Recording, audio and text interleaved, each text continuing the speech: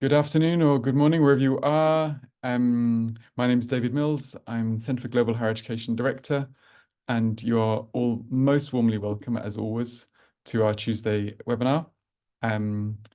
Greetings from me from sunny Oxford, and it's a pleasure to have a four for the price of one today, four speakers. We're delighted to welcome Rebecca Schendel from the Centre for International Higher Education in Boston, Tessa de la Quille from Aarhus, Tristan and Lee, Tristan McCowan and Lee Rinsima from UCL. And they're going to do a quadruple act for us, talking about the role of donor funders in higher education. So you'll all know the sort of the rules, but I'll just go through them in case you haven't come to our webinars before. We always do record our webinars, and we always make sure that they're uploaded the next morning. So you can watch again or share the links, and the slides will be there too. And as always, we've got many of those on our from the past, almost 420 of them in our archive. So you're most welcome to go and look back at past webinars and our working paper series. We suggest you keep your mute self muted. You can don't need to have your video on, but when you come to the end of the session, I will invite people to ask questions in the chat, and you can then come forward and put your video on and ask of our presenters as we go along.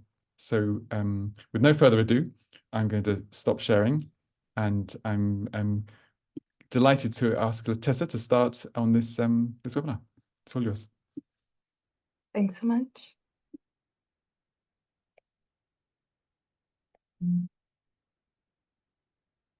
Thank you, Rebecca. Welcome, and thank you everyone for having us. And thank you, David, for the introduction. Today I'm here with my co-authors, Rebecca, Lee, and Tristan, and our paper is titled Challenging the Single Story in a Multiplex World, Nuancing Conceptualizations of Aid and Partnership in the Higher Education Sector. So the plan is I will kick us off and then hand over to Lee for some intricacies of our data, and then Rebecca will take us through the interpretation of our funding, and Tristan will see us out with some implications of our paper. May I have the next slide? Thank you. So setting the context for our paper, we understand our interest in higher education support through aid in a couple of ways. So first, looking at global governance and changes in that area, and then changes in the way we understand global aid. So in terms of global governance, we understand, according to Acharya, the world has become multiplex. There's fragmentation in terms of the actors involved in global governance. So this is different from multipolarity. So it's not simply a move from a unipolar US hegemony to a multipolar world with multiple governments involved, but multiplexity in terms of the kinds of institutions involved. So we see a patchwork of the kinds of institutions ranging from bilateral to regional to international to private and civil society organizations. And what that means is that these institutions, these actors are more interdependent, there's more participation and across a range of issue areas such as climate, security, the economy, and so on. And we think also in international aid and in higher education. On the side of changes in global aid, Maudsley and colleagues talk about a discursive shift from a more traditional conceptualization of what aid is, from net flow of resources from the wealthiest to the poorest, to after the global financial crisis of 2007 to 2008, something much more self-interested, what they call a stimulus package for donor private sectors, which is quite a different way to think about what global aid is and means. So we wanted to understand within this context what that means for higher education aid flows to lower and middle income countries. Thank you. So looking at this context fragmentation of the kinds of actors involved in global governance, changes in what global aid discourse is, we wanted to understand what that means for the issue area of higher education aid, and specifically flows to lower and middle income countries within this context of a multiplex world. So we see that there have been changes in discourse in higher education aid specifically. So normative changes such as in the Paris Declaration or the Accra Accord to discourses around aid effectiveness and shifting to concepts of partnership and mutuality when we talk about higher education aid. There's also a renewed recognition of the importance and significance of higher education in development, for instance, through the Sustainable Development Goals, although in a limited way, we could say. There's also increased participation of a range of actors and recipients in the higher education aid flow relationship, as we see from the UNESCO study from 2022 from Galan Moros and colleagues, and also from Lee and Tristan's paper, a working paper in the CGHE working paper series on higher education aid. There's a better appreciation of the scale and scope of international aid to higher education and the kinds of data reporting that exist around higher education aid flows and the kinds of limitations that exist around understanding what that data involves and what these higher education flows actually are. So within this landscape, we wanted to understand how these complex rationales that drive support, what the actors have taken from this in terms of how they take particular roles, they adopt particular modalities, and they conceptualize aid and higher education aid in particular ways, and how these changes in support might vary over time. Next slide. So we formatted this research aim into a couple of questions. First, how the primary funders of higher education in lower middle income countries engage with the systems and institutions they support across 4 factors. First, thank you, Tristan. First, the main rationales for supporting higher education, what roles these actors assume within the higher education ecosystem that we've painted, what modalities of support they tend to employ, and how this funding and support for higher education is conceptualized.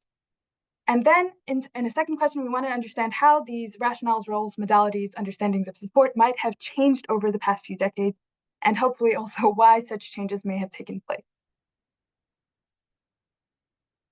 So to do this analysis, we focused on the organizations that provide the highest level of funding to higher education systems and institutions in lower to middle income countries in the time period 2011 to 2020. And we'll talk about how we got that selection of actors in a minute. But basically, we had 2 components to our methodology. First, a mapping exercise to try to get a broad overview of the kinds of approaches taken by these top funders, including the components of our first research question, which are the rationales, roles, modalities, and aid conceptualizations. And then to respond to our second question, we selected 4 crucial case studies from the organizations in that top funder list to analyze how change took place and why. So a little more of specifics around the 2 components. The mapping exercise, we used the OECD creditor reporting system data to identify the top 15 donors, providing what's called non-scholarship support to higher education in the period of 2011 to 2020. Lee will go into the very, very specific things of how we got this list and what that means. I will not do that. And then secondly, we did documentary and discourse analysis of public-facing documents from the period 2008 to 2023, including institutional websites, strategy documents, evaluation reports, and that genre of document. For the case studies, what we did was from that top 15 donors, we sort of had an initial typology of the kinds of donors represented in that list. So we identified multilateral organizations, bilateral organizations from the Development Assistance Committee from the OECD, so members of that committee, and then bilateral organizations who are not members of that committee, non-DAC countries, and then private sector organizations. And so the top funder from each of those types were the World Bank, USAID, Turkey, and the MasterCard Foundation. What we did was key informant interviews with members of these 4 organizations in order to get an sort of insider view into the questions we had, which we might not have been able to obtain from the public-facing documents around conceptualizations of support and what change processes had taken place in that time period. I will hand over to Lee. Okay, well, thank you, Tessa.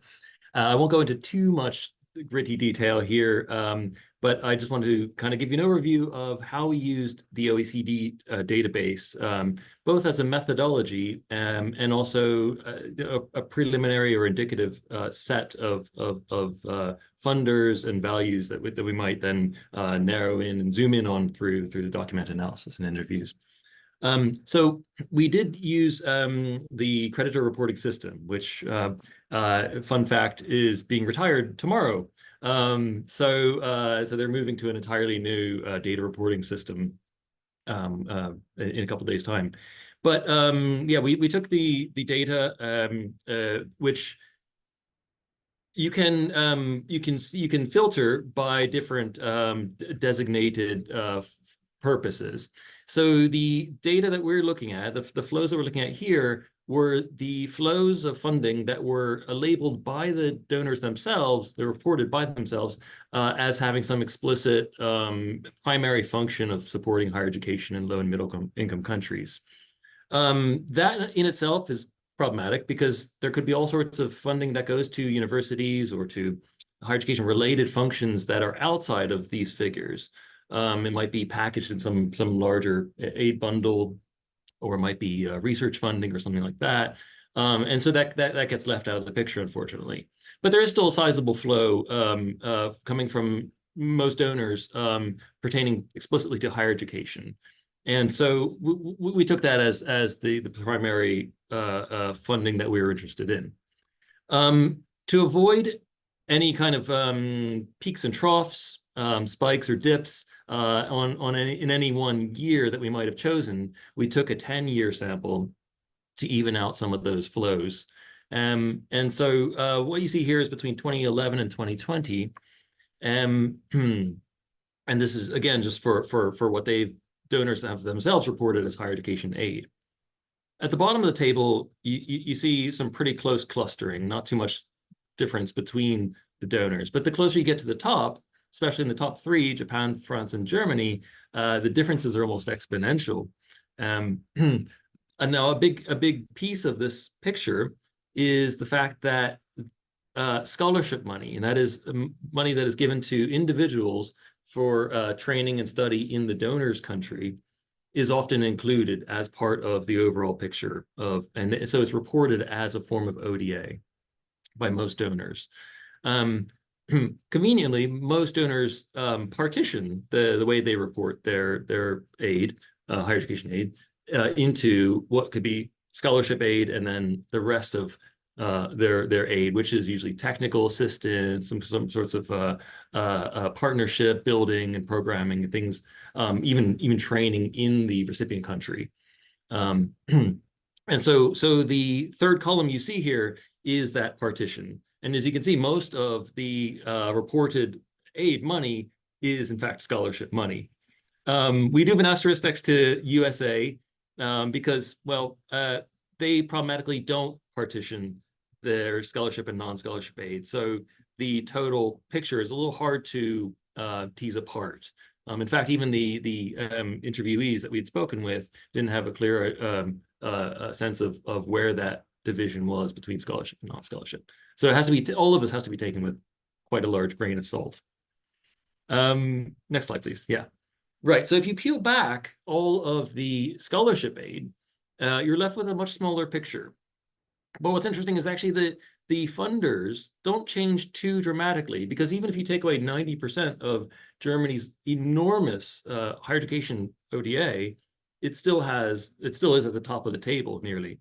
So it's still a large donor by all means.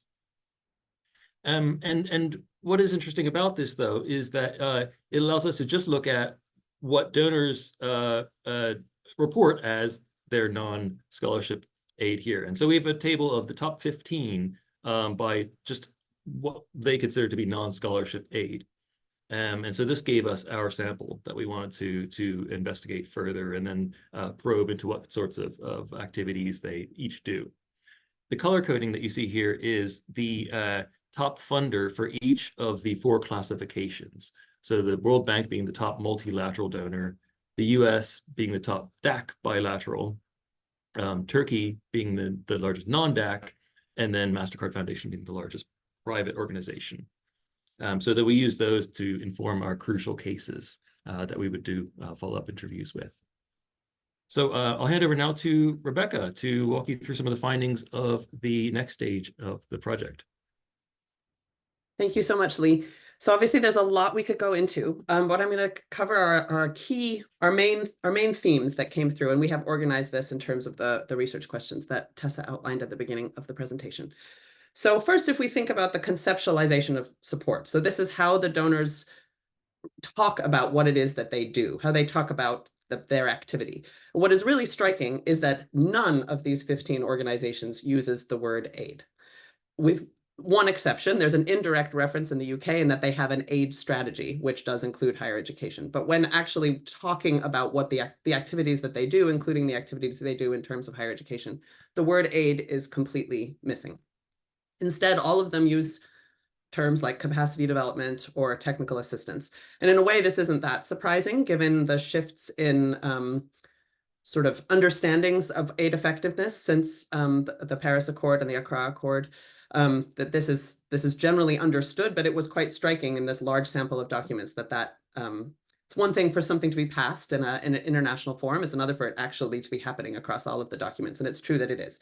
You can't see the word aid anywhere. Everyone's talking about what they're doing in one of these other terms, capacity development or technical assistance. And in fact, sometimes there were references to aid in a sort of juxtaposition sort of way. So for example, in one of the Belgian documents, there's a sentence, development cooperation has nothing to do with the paternalistic aid logic of the past. One of the Korean documents wrote about developing countries as not being recipients of aid, but as essential economic and political partners. So sometimes you'd see it in that sort of juxtaposition. We don't do it like that anymore way, but often it was just missing from the documents entirely.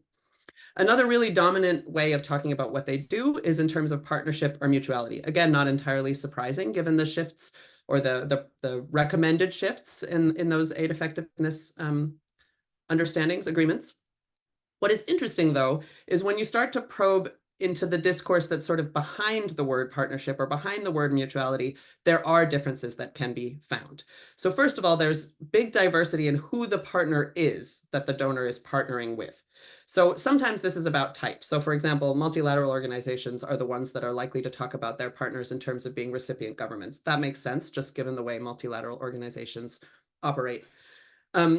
However, if you look within bilaterals, it sort of depends. Some partner directly with institutions, some do partner with recipient governments. There's sort of a diversity there. The one private sector organization in our sample definitely, which is MasterCard, definitely only partners with institutions. That's usually universities, but it could also be civil society organizations of other types. So there's some diversity in who the partner is, but that tends to map in terms of type.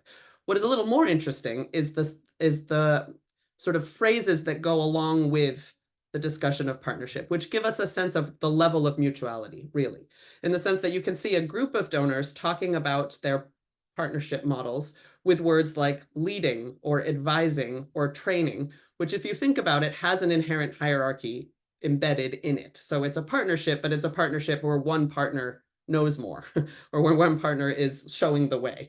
Whereas other donors talk about it in a much more actually mutual way. So terms like we have up here on the slide, my personal favorite, building bridges of the heart or extending a helping hand, just much more mutual ways of understanding partnership. So when you really sort of dive into the discourse behind the word partnership, clearly there are some differences.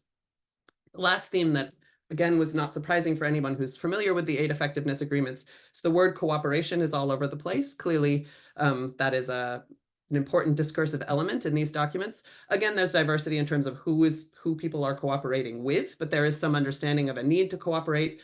Many of these donors are in the donor harmonization group, so cooperating with other donors is a priority, cooperating with governments.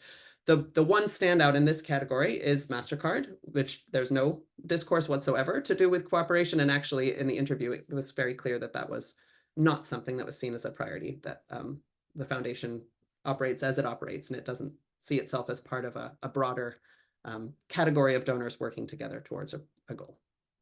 So that's the conceptualization of support piece. If we move to the rationales for supporting higher education, this is quite interesting because we can see diversity again, depending on type of donor, but with also some particularities. So across the board, developmental rationales, if you want to call them that, are seen. All 15 cases talk about supporting higher education because it is important for development. This is maybe not surprising. There is some difference in terms of how development is understood. So sometimes it's quite an individualistic understanding of development. So supporting young people to sort of lift themselves up and for social mobility purposes, that sort of understanding of development. Sometimes it's more of a society-wide understanding of development. And there's also differences in terms of how much economic development is prioritized over other maybe broader understandings of social or human development. But developmental rationales are definitely at the forefront as the main reason. What is perhaps, again, not surprising, but quite interesting to look into is, particularly within the bilateral category, there's also some very strong political rationales. And this is perhaps unsurprising given the audience and who bilateral organizations need to be accountable to, but there are political rationales driving as well. What's interesting is this, again, bifurcates depending on the donor. So there are some that have really explicitly what you might call self-interested political rationales. I took some examples. So the UK's aid strategy tagline, for example, is tackling global challenges in the national interest. It actually says that. Same with the Dutch strategy is for the world, for the Netherlands. So those sort of clearly self-interested rationales for supporting higher education because it is good for us, the donor. Sometimes the political rationale is more of a question of global positioning. So we see this particularly in the case of the Korean documents, a little bit in the Japanese documents, where it's more about being understood as a player on the global stage. So for example, in the Korean, there's a document entitled Korea's Enhanced Global Standing as a Middle Power Donor Country. That's the name of the document. And they talk about Korea's position as chair in a network of donor countries as a means of expanding Korea's influence while playing a responsible and fair role in global development cooperation and to raise Korea's standing on the global stage. So that's also a political rationale, but quite different in it's self-interested, but self-interested in a different sort of way, more about being seen as an equal on the global stage. And then there's a group, and you really only see this in the two non-DAC bilaterals in our sample, which was Turkey and the United Arab Emirates. The two of them write about almost what you might want to conceptualize it as a cultural rationale. So Tika in Turkey, for example, talks about carrying out common history and cultural heritage through its interventions, so prioritizing work with countries that share a common religious and cultural background to Turkey. And the UAE also references its Arab Islamic heritage as an important rationale for its work outside its borders, including in higher education. So also political, but political in a more cultural sense. Finally, if we think about how these organizations do the work that they do, so we were looking at what they actually do. Do they provide scholarships? Do they provide technical support? Do they do university partnerships? What is it that they do? And there's a huge diversity, first and foremost. That's a finding in and of itself. Donors do all kinds of different things in the higher education space. There are some things that are consistent across, and what I wanted to highlight here are the ways in which, again, something that looks the same when you actually drill into it is quite different. So international scholarships is a big one. Lee just spoke for a while about how we were trying to partition, we were trying to look at donors that are not providing the traditional sort of scholarship model.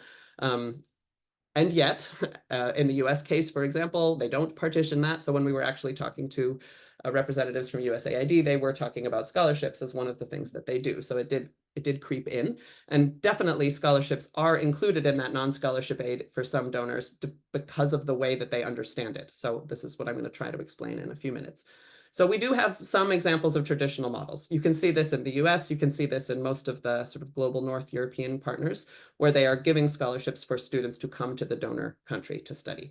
But there are other examples of international scholarships as well. And what's complicated for us who research higher education is they're still considered scholarships. So the same word means very different things. So JICA in Japan, for example, funds scholarships that are intra-regional. So they do fund some students to come and study in Japan, but they also they also sponsor students to study at another regional hub, for example. So students to travel from a less developed higher education system to a more developed higher education within the system, moving to Thailand from Laos, for example. So those kinds of scholarships are quite different in the way that they operate. There's also big differences in terms of the level of study that the scholarships are targeted at. So there are some that specifically sponsor postgraduate study for students in countries where there is no postgraduate study in that area.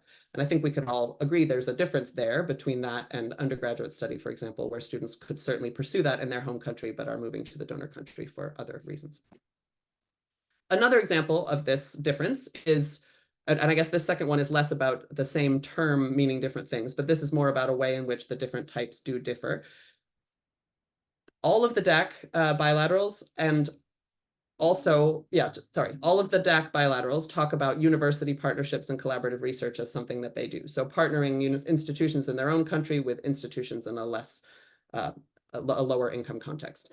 This is one of the places where you do see a difference between DAC donors and non-DAC donors, in the sense that the only two that didn't talk about this are Turkey and UAE. And I guess there's a pretty good rationale for that, in that those are countries with less developed higher education systems, perhaps, certainly less lower ranked higher education systems, so they might be less likely to attract that kind of partnership model.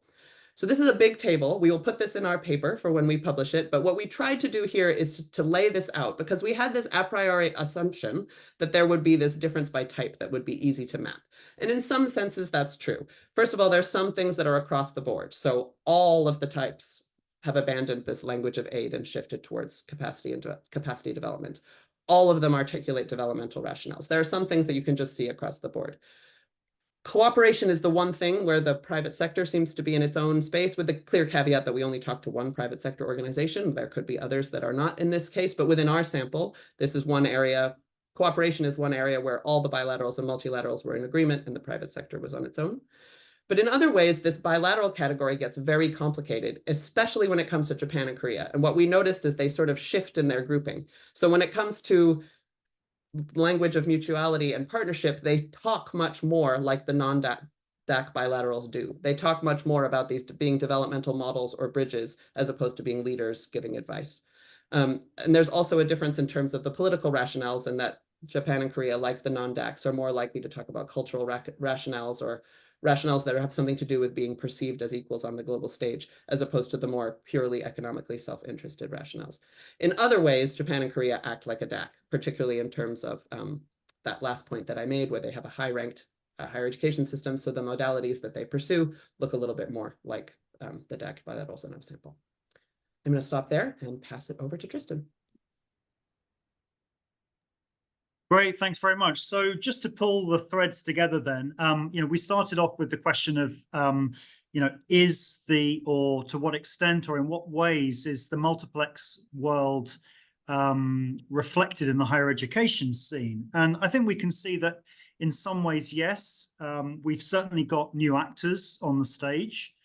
We've got different kinds of bilateral and private and so forth actors who become key, including some very major ones that we haven't presented case studies on, most notably China. We've also got some new rationales and roles and ways of talking about things and possibly action. But I think in the last of those points is the question mark about whether there's a genuinely multiplex world. Is it, to what extent the actual practices have changed? I think there's a question mark there, and one of the areas that we need to delve deeper.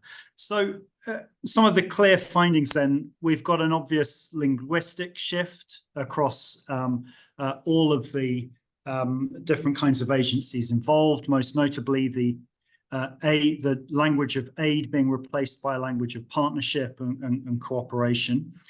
But we've got some, even though it's a factor that we need to look at more extensively, there is some evidence of disjuncture between the language used, the discourses used, and the practice. So, for example, the absolute predominance of scholarships in the whole of the across the whole of this phenomenon of international support might seem to be at odds with the espoused aims of supporting the autonomous development of higher education systems for national development in those recipient countries. Of course, scholarships are themselves complex. You can justify scholarships on the basis of positive impacts on development in the recipient countries through a predominantly human capital model. But scholarships also feed into a range of other aims, including soft power, diplomacy, and also deliberate brain suction when you're attracting talent with the aim of keeping them in the donor country. We can also see some other new trends which link in with political movements over the last 10 or 15 years. What have been called retroliberal one, and explicitly instrumentalized approaches to aid, and seen very clearly in the tackling global challenges in the national interest strapline. Amazingly frank and open, that really, isn't it? And I think perhaps this is just a more honest way of approaching something that was there perhaps in more silent terms before, but it certainly indicates a key shift. And I think this is an example of the different kinds of audiences that are involved as well, because when we're at the level of the discourses, it's what becomes clear is that you've got different kinds of audience who are different impacts are sought on different kinds of audience. So there is a national audience. There's a citizen audience that might be skeptical of allocation of taxpayer funds towards international aid. There are also internal audiences within development agencies that might need to be won over to allocation of funds for higher education rather than basic education or education at all, as opposed to others, and all of those might push in different directions, as well, of course, as external audiences beyond the national sphere in the recipient countries and more broadly internationally. So all of these create different kinds of pressures on the discourses. Now, what we've also seen here is that understandably, the bilaterals suffer from these pressures most strongly because they're most directly linked to national political processes and funds. Multilaterals and foundations have less of that pressure, although they have their own, of course, different forms of pressure from their own organizational structures and particularly ideological influences. So this leads us to raises some important questions about the relationship between the espoused ideas, the discourses, the language around what's happening here, and the actual practices, which can take us in different directions. We might imagine, and when we talk about disjunctures and so forth, and shifts and disconnects, we're imagining that there's supposed to be an alignment of what people say and what they do. But of course, that alignment takes a number of forms in practice. There might be, for example, a shift in one, which leads to a shift in the other, but there might be a time lag involved, quite a significant time lag.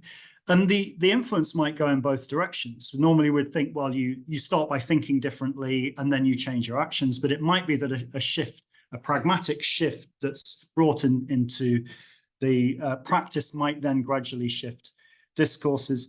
And there are also different levels of intentionality or accident.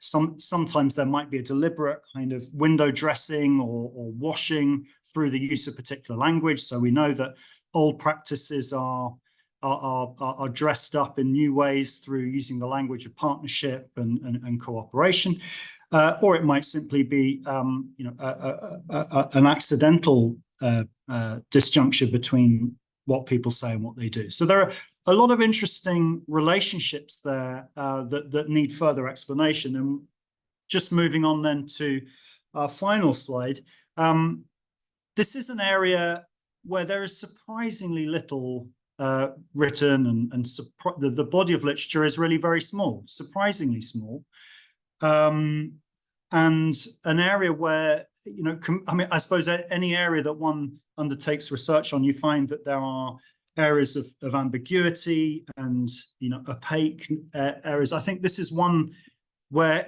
this has ended up being one of the murkiest areas that I've been involved in, where it's astounding how little awareness there is of what actually happens in practice and what the impacts are. And we were helped in that by the EASALT UNESCO report that came out a couple of years ago that Tessa mentioned, that pulled together the main data on this, and hopefully the research on this will grow in the years that come. Some of the areas that really need further research are looking at the quantities of aid and the allocation, and those lists that we presented before, and to try and unpack that data more effectively and understand the movements over time. We also need some in-depth research on cases, particular donors, particular contexts that are receiving different forms of support. And probably most obviously, new actors that aren't included in the official data collection on the flows, most notably China. I think Mario Azevedo is on the call here. Mario we're working with Lee and I to do one of these cases, which is on Brazil, which is a very interesting example of a different kind of rationale that's not represented in the one we've looked at today, much more of a solidarity-based one. So there are some other cases which are very interesting, hard to research. So there is lots of work needed on this area. And you can see that we've been joined on this final slide by JICA's ODA man, representing, I think we'd need a whole new research study to unpack everything that's in this visual representation of aid. But there's a huge amount to be done. This paper has hopefully opened out some of those key questions that we need to look at as a research community. And we very much look forward to your feedback and questions. Thank you.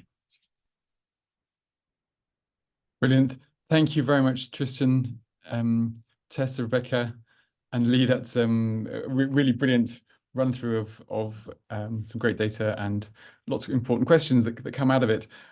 We already have lots of comments coming in the chat, which is helpful. Just as a starter, what do you think is going on with the MasterCard being so determined not to collaborate? Surely promising collaboration is quite an easy win. Any thoughts on that? Our sense was there's definitely a feeling within the MasterCard Foundation of frustration with traditional models of aid, and that they just want to do it their own way. Okay. But of course, that raises their problems in itself, especially the lack of coordination with recipient governments. There's some concerns there, but that was my sense of it. Tessa, do you have anything else you want to add on that? No, that was pretty much it. But I guess also a sense that the direct means of managing these relationships seem to be more effective. So maybe also the kind of mentality that exists in private corporations around generally everything has also translated into the aid arena.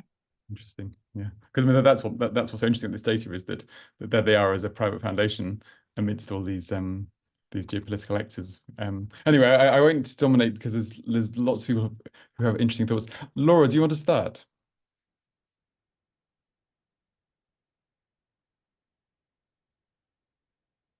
Do you want to unmute yourself, Laura, and ask your question?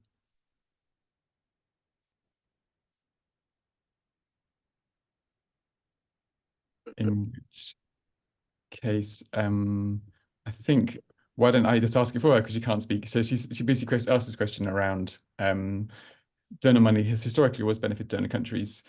Is this any different now? And I think you have got some data on that, haven't you, in terms of the flow back?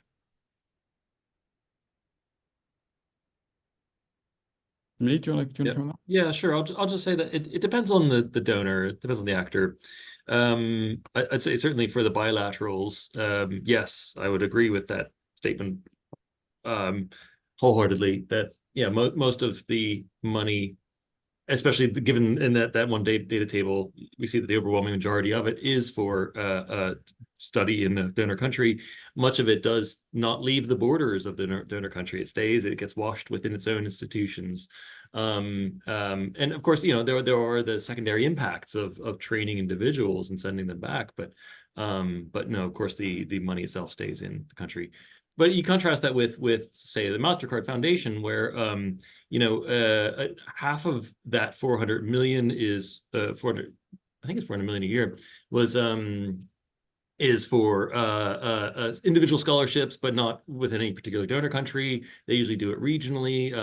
So they have like an African Scholars Program that just sends scholars around within different regions in Africa. The other half is for this big transnational partnership between Carnegie Mellon University and Rwanda, building a flagship institution there. So yeah, it's quite different, and it depends on the actor. Tristan, you want to come in? Yeah, just to add that I mean that question's made more complicated by the fact that it's not just a question of which of the countries is benefited, but also you've got the different levels of individual and country and institution and country. And, you know, you can, through a scholarship program or some other kind of targeted program, you might be benefiting individuals greatly who may or may not then go on to have a knock-on impact on their countries. And so, and again, you can significantly benefit certain universities, higher education institutions, without necessarily having a knock-on impact on the whole of the sector. So there are also the different levels of impact, as well as which of the countries. Yes, you're not going to let us tell a simple story about this, are you? Which is great and important. I think the nuance and the detail is exactly why we need this research. Phil Altbach, do you want to come in about, is this different? Is this new? Yes, I have two questions, maybe a little bit related. First of all, this is really quite fascinating and important work, and should have been going on for a long time. And that's part of the question. Have you seen a kind of a sea change in the orientation of donor policies, donor funding, donor programs over the long period of time? And the second question, which was notably missing from your discussion, and might be a little bit unfair, and that is, back in the day, people such as myself used the term neocolonialism in a lot of this discussion, and I'm wondering if that enters into the debate, or you think it's important anymore.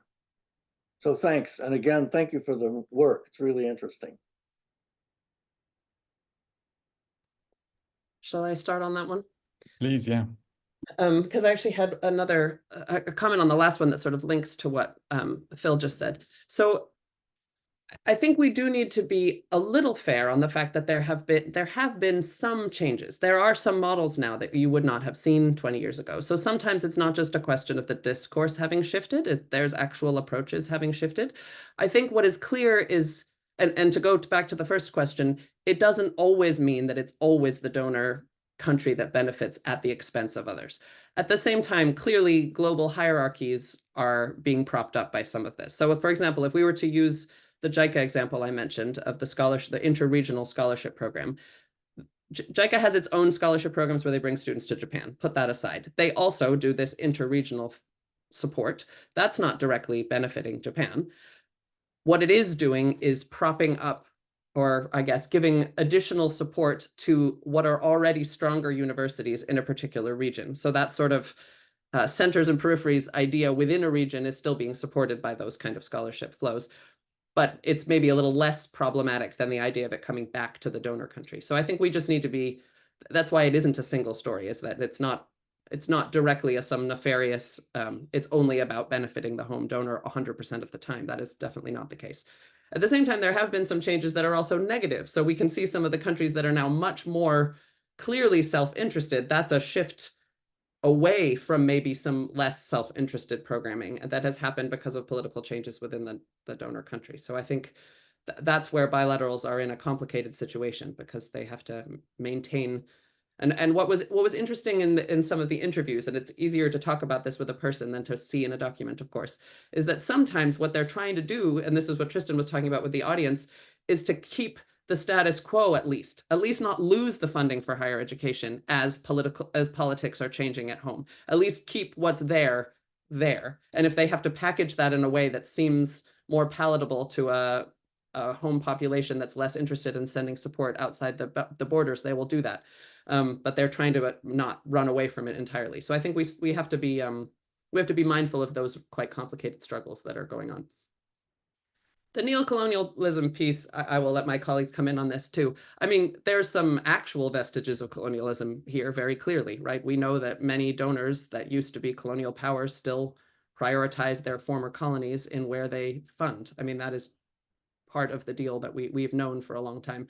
I think what is complicated by this picture is this multiplex global order that we can see. It is not purely, it is no longer purely a situation where we have former colonies and former colonized, and that's the only players in the landscape. It's more complicated than that. Does anybody else want to support me on these complicated questions? Tessa.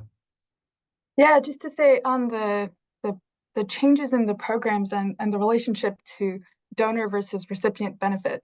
It's not just financial benefit, right? So there's also, with the range of actors that we have, things like political prestige or perception become a benefit for the donor country, even when the money goes to the recipient country. For example, we saw across a few documents that they had, not unlike the kind of charts we had of rankings, they had rankings in their evaluation reports to say, like, we're now top of the charts for supporting whatever it is, education, which is a very interesting kind of way to think about benefit to the donor country, which isn't a simple financial benefit in the same way. So there's multiple kinds of rationales involved in this story, which are changing the way these interactions are happening. For the neocolonialism, just to give one example, I think the French one is especially interesting, where the focus is on la francophonie. That's where aid goes. So it's very explicit that that relationship exists, but it's not being, of course, called a colonial relationship in the same way. Yes, Macron is very skilled on that one, isn't he? Let's go on to lots more questions. Susanna, you're next. Hi, I just wondered if you wanted to comment on whether the kind of multiplex landscape and the multiple rationales that you've described for different funders, whether that in any way is an advantage to partner with recipient systems and institutions who are participating in these initiatives that they're setting up, whether they're able to kind of leverage that multiplexity to kind of advance their own interests in any way. That's a great question. Thank you. I can try on that one. I think I want to start with the very clear caveat that we didn't say this at the beginning of the presentation, but we should have. As a limitation of this is that we were not talking to any recipient governments or looking at their own discourse. Or we were really looking only from the perspective of the donor, and it would be a very we should have added this to our future research. There is much more to be done around the recipient perspective on this, but clearly there. Within the at least within the interviews that we conducted, there was a lot of discussion of the recipient governments, as particularly in the interviews we had with the World Bank, but the important role that they play in dictating what is done or what is supported. So it was not presented as 100%, you know, this is coming from us. In fact, very much the opposite, that there is a role to be played. And certainly I know from other work that there are some recipient governments that are extremely strategic about doing that and are not just, you know, weak members of the discussion here. But I think it does depend on the recipient government. We just don't have the evidence in what we're doing here to speak to that in much detail. But I do think that's happening anecdotally. There's a next project there. Tristan, do you want to comment on that? Yeah, just, I mean, I think a good example of countries using that multiplex nature is our collaborator on the broader project, Maya Chankseliani's study of Central Asian countries looking at Scopus publication data. I mean, yielded an extraordinary array of different collaborations and support that those countries are using all around the world, from including countries that you would not imagine would normally be involved in these kinds of international support. So I think there is evidence emerging that countries are using that to their advantage.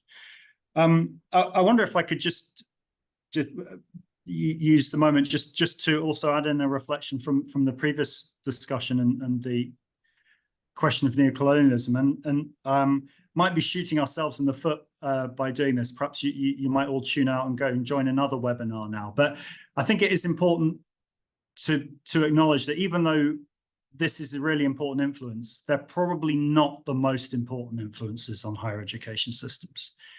You know, these kinds of direct international support are probably less important than for example, the market mechanisms that are, you know, introduced internally on systems, the consumer demand models that are determining how institutions are shaping themselves, and the discursive influence of world-class universities and the international rankings, probably at the end of the day have a bigger impact in terms of global hegemony than these bilateral relationships that may be neocolonial, but probably having less of an impact in practice than those other trends, I'd say. Okay, great. Thank you. Yes, that's a good reminder that money does talk, but doesn't do all the talking. Shall we go on to Ahmed's question about conflict? Ahmed.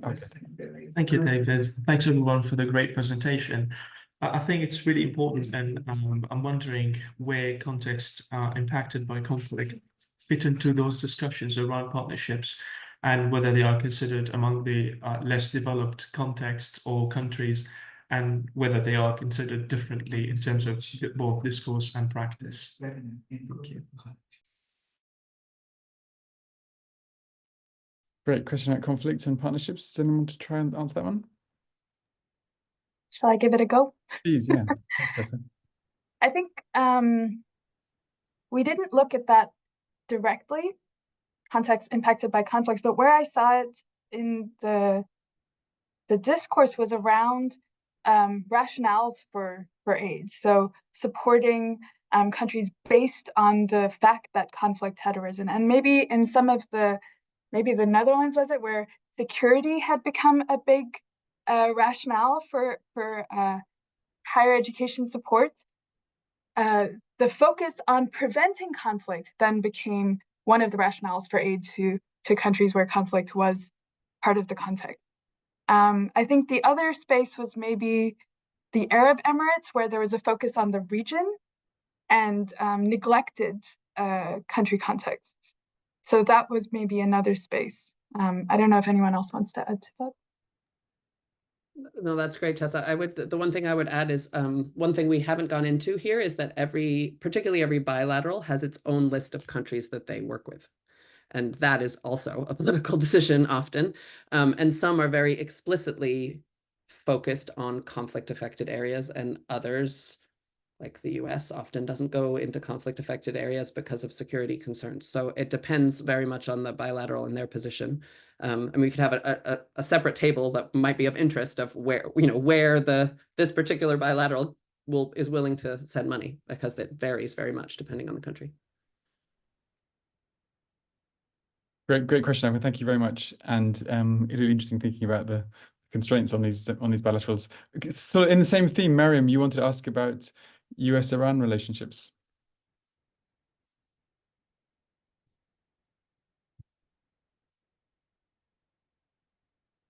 Mariam, can you hear? Do you want to come in and ask the question? Hi, everyone. David, can I talk or just... Of course, please do, yes. Okay. Thank you very much for this session and for your great presentation. Well, actually, yes, and the rationale behind just preventing donating these types of scholarships, the prestigious ones, such as the US Fulbright Scholarship, for some countries such as Iran, it's just something I couldn't figure out in any research. So it was so interesting for me if you have approached to this type of limitations for donor countries, if the in fact discovering the rationale behind this kind of strategies, if you have if you have research on this issue, I'd like to hear your view. Thank you so much. And Mariam, does that link to that follow-on question you asked about the sort of diplomacy or lack of it between recipient and donor countries? Yes. Yeah, indeed. Diplomacy. Yeah, I'd like to know also if you have approached this research from the point of view of academic diplomacy, and if one of the themes you have extracted from your research was in fact viewing from the academic diplomacy. Great, thank you, Mariam. Thanks. So this has been a subtext, diplomacy, but do you want anyone to address that directly? Knowledge diplomacy? I would be happy to start that conversation, because I think, well, first of all, we didn't look directly at Fulbright, and now I'm going to explain why we didn't look directly at Fulbright, because I think it links to what Lee was trying to say about the complexity of this data. Because a lot of the problem with this data is how donor countries themselves label what they do.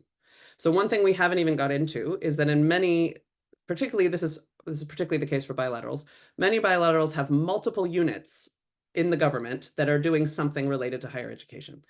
So in the US case, the Fulbright is a US program. The Fulbright program is not run by USAID. It is run by the State Department. It is a diplomatic program, not an aid program as far as the government is concerned. So the State Department's diplomacy work, which does include scholarships, would not feature in ODA flow data. So that is a challenge we have as researchers, because that we don't have a sense of the complete package, if you want to think of it that way, as all the funding that's going towards people in a particular context, because it could be flowing through different units and labeled in different ways. The other piece of it, though, I think your bigger question is about limits, and this was sort of what I was talking about before in terms of limits where donors are allowed to work. So the US has sanctions against Iran, so therefore there are flows that can't go to Iran, including in the form of scholarships. So this really links to this political piece of where bilateral donors are operating.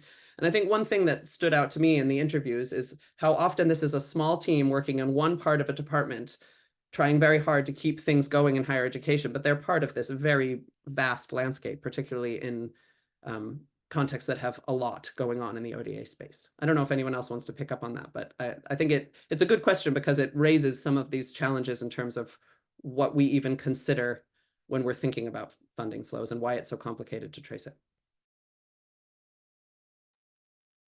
Yeah, and I think that was, you put it much better than I would have. I was just going to say you can get a feel for the underlying rationales and the function of that scholarship, depending on where the government funds it through, which agency it funds it through. And as Rebecca mentioned with the Fulbright going through the US State Department, I think there's parallels with the difference between the Chevening Scholarship and the Commonwealth Scholarship in the UK. Chevening coming through the FCDO, and it was formerly just the Foreign Office as a diplomatic instrument, versus the Commonwealth Scholarship, which was arguably different as a rationale. And so I think you could go through each country and look at the different scholarship instruments they have and partition them by their agencies and derive meaning from those. But again, it highlights the role that these scholarships can play in soft power, doesn't it? And long has done. I mean, back to the Cold War. The couple more questions before we finish. I know we're running out of time. Debelius, do you want to come in on this question around middle income countries? Yeah. Thank you very much for the good presentation, and I'm very happy to be part of it. Good, welcome. Yeah, your presentation made me think of of an article that appeared in the University World News earlier this year.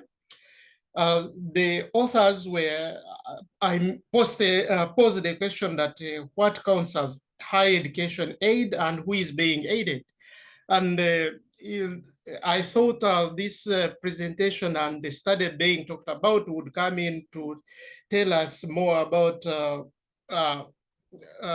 how aid is being practiced. Did your study find anything that could answer this question that was raised by the authors of this article? Thank you very much. Great. Anyone want to come in on that? I think we've touched on the second part of your question, Tibelius, in terms of support for individuals versus systems. I mean, certainly if you look at that overall table that Lee showed, and again, problems with the CRS data, it's complicated, there's lots of problems there, but if we take it as our best available instrument, clearly in many countries, the majority of funding is going to individuals, but it's not all going to individuals. And we have to be clear, the World Bank, which is the top multilateral, but also the top period, mostly doesn't fund scholarships. Mostly what it does is system level support. So I think it's not to keep going back to, it's not as simple as a single story, but I think that's what we're really trying to say with the paper is sometimes the big headlines that get the splash, okay, they get the splash, but there's more complicated stuff behind it. It's not that we only fund individuals. There are certainly many donors that fund broader than that. The middle income versus low income question is a really good one. Again, I think it depends on the donor. France, for example, it focuses on la francophonie, but there's many countries in the francophonie that are very much low income contexts, and they are being supported by France. Whereas if you look at the list, the UK list, it's a little bit more middle income heavy. So it depends on the donor country again. And the more I think about this, the more I think maybe this needs to be something that we need to figure out, is to trace that additional table of where the funding is going. Yeah, there's lots of scope for more research here. I think it's really interesting. Very last comment from Mark Johnson. Do you want to come in on your comment about the tactics of deploying multinational competition? Yeah, thanks to everybody for this. I just want to say that the rhetoric can sometimes be misleading. I mean, they have to play up domestically. You see this, for example, around the Peace Corps in the United States. They've been selling the Peace Corps recently as it'll boost your career prospects and your employability and your entrepreneurship skills, when that's clearly not, in fact, the fundamental ethos of the Peace Corps. But it's a question of keeping Congress on board. And so you have to play up the kind of the national value of it. And we see that increasingly, as I mentioned in my comment, that the State Department especially is justifying public diplomacy and Fulbright funding by referring to the competition with Russia and China. It's becoming increasingly explicit in the State Department. That's great, Mark. Really interesting. Rebecca, yeah. Just one final comment on that is, I think the question of spin can go both ways, right? So definitely this multiple audiences piece is important, and sometimes the spin is problematic, like packaging something that is, old wine in new bottles, making it seem like it's something new and fabulous when it really isn't. But the spin can go the other way too, which is just trying to maintain something that is not politically popular in order to not lose it. So that spin can go both ways. We're left realizing that the skills of a higher education researcher are the ability to track money down and to do subtle discourse analysis all at the same time. We've been very lucky. Thank you very much, all four of you, Lee, Tristan, Tessa, and Rebecca, for a brilliant presentation. I think it just shows the importance of this level of sort of collaborative work and careful sleuthing, chasing up aid money. And I think there's lots more to do here, especially in countries which are much harder to sort of track, like China. So thank you all again. A round of applause to you all, and please do come back and tell us more next time you have done some work on this project. Come again to our CG webinar next week. We are starting a whole series on the geopolitics of higher education, and we start on next Tuesday with Next Benson. So please do join us every Tuesday through July. Thanks again, everyone. Nice to see you all.